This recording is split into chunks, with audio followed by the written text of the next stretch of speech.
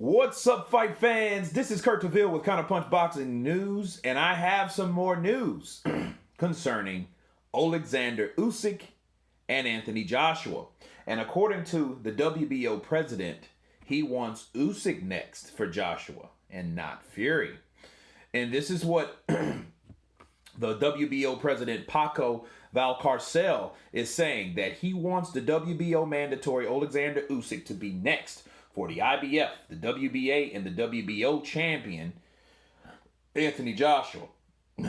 Valcarcel stated that he would like to see Joshua face the WBC champion Tyson Fury, but he feels that Usyk, which is 17-0, 13 by KO, should be next in line.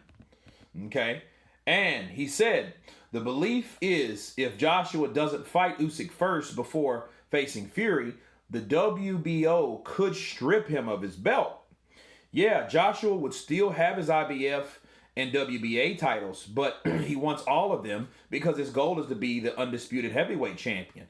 It's not that the WBO is trying to get in the way of the undisputed fight between Joshua and Fury. They're looking at it from a perspective of their own WBO mandatory challenger Usyk, who has been waiting for his chance to fight for the title since 2019.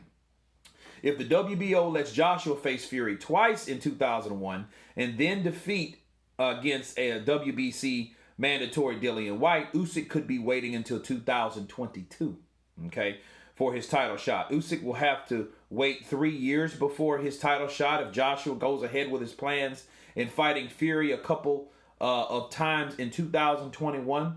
3 years is a lifetime for a boxer, and Usyk might be a shot fighter by the time he finally gets the opportunity.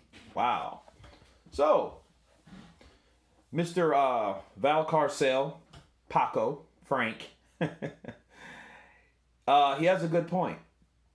And you can tell off the bat that this particular president is not, he's more lenient than the IBF. The IBF this wouldn't even be an article.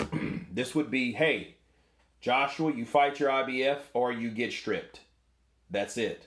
That is the order. Case is closed. Right?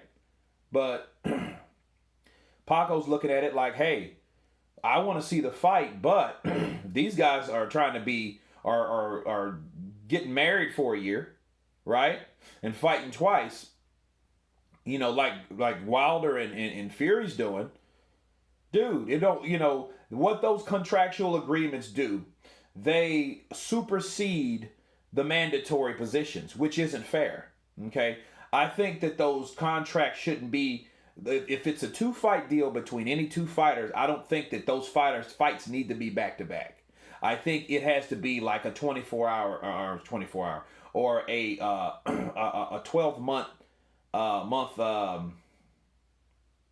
window, okay, 365 days. So that fight, wherever the first fight happened, like let's say Tyson Fury fought Wilder on the 22nd of February, so he has to the 22nd to the next year to fight him again.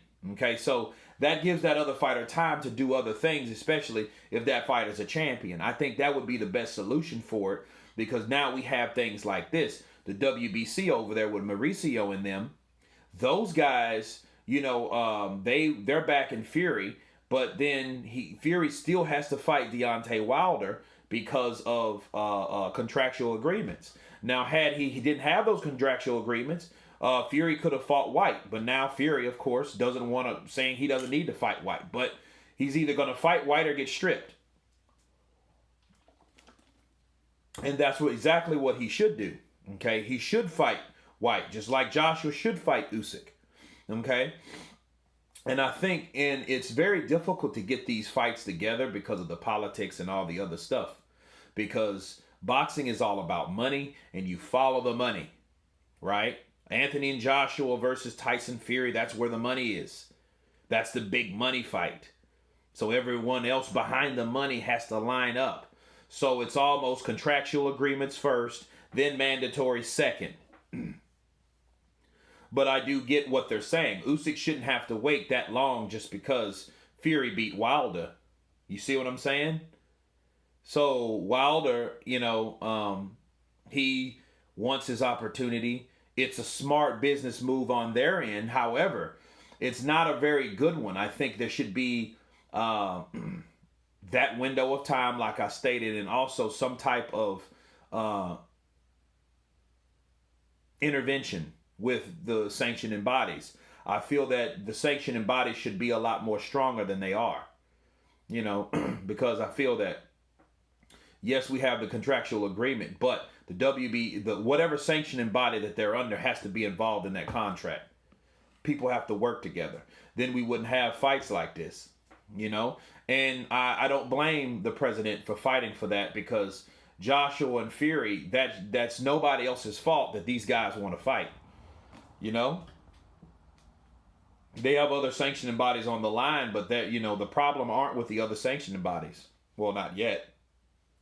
Not the WBC, but it's with the WBO right now. Because I feel the WBO has been a lot lenient to Joshua than the IBF, so that's why he's fighting Pulev.